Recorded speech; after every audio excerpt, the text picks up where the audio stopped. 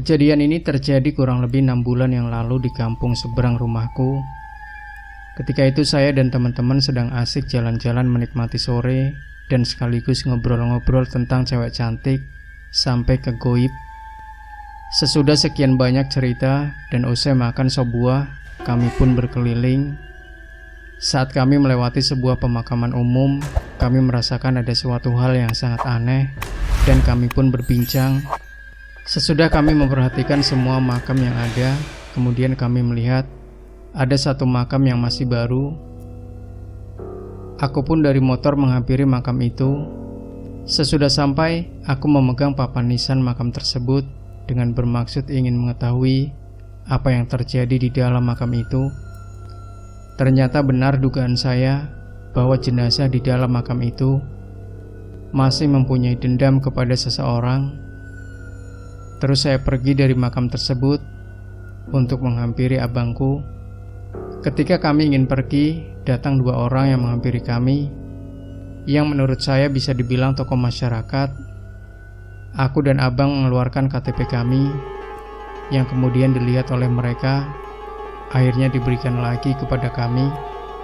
Mereka juga saling menganggukkan kepala. Kami juga langsung pulang karena hampir maghrib, sambil membahas mengenai informasi yang diberikan oleh tokoh masyarakat tersebut. Saya pun memberi salam dan masuk rumah, kemudian mengambil segelas air putih dan memikirkan hal yang tadi. Aku pun berkata dalam hati, mengapa perempuan tersebut bunuh diri dan ingin balas dendam? Aku yang harus mengetahui jawabannya, dan nanti malam sekitar jam 12 saya akan mulai cari tahu.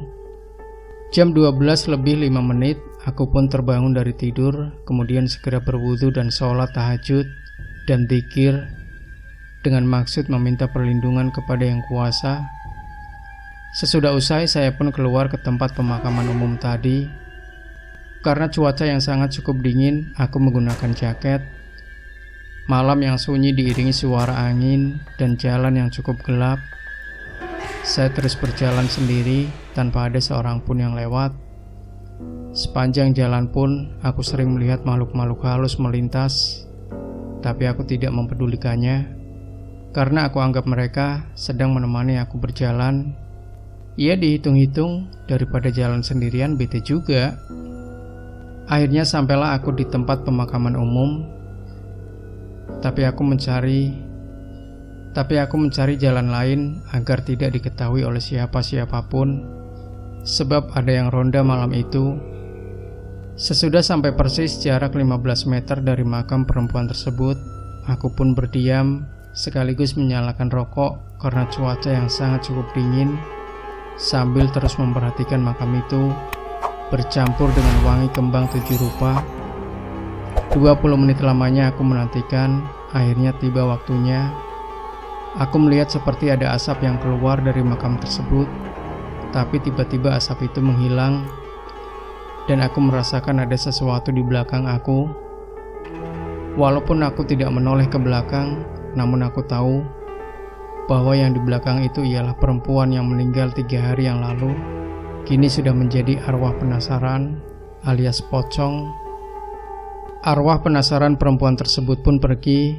Kemudian aku menghampiri makam itu dan mematahkan kayu nisannya.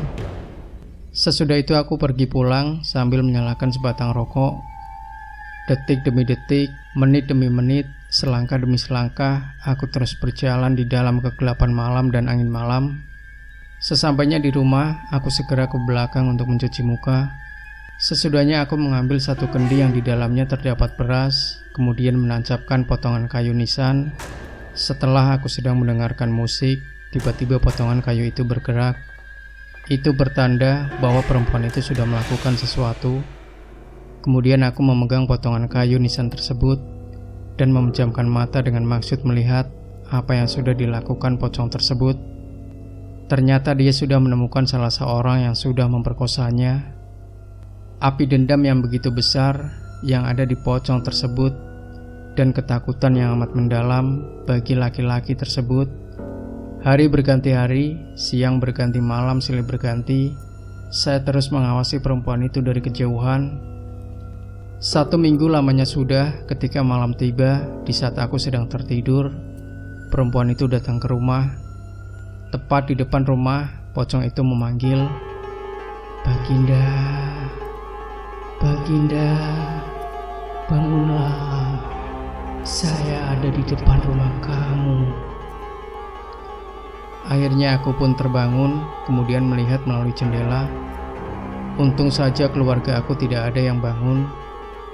Andaikan mereka bangun, habislah sudah. Akhirnya aku pun keluar. Kemudian saya menggenggam tangan saya, terus membaca bacaan yang aku baca, lalu meniupkan ke pocong tersebut. Akhirnya arwah penasaran pocong itu pun menghilang sesudah aku meniupkan tangan aku. Saya pun kembali masuk ke dalam, segera berwudu melanjutkan tugasku. Besok harinya saya datang ke tempat pemakaman. Para warga sedang menggali kembali makam perempuan tersebut, dan perasaan aku pun sangat tenang. Di ujung pemakaman itu, aku melihat pocong perempuan itu tersenyum melihat aku, dan saya pun membalas senyumnya. Ternyata dia perempuan yang cukup cantik jelita.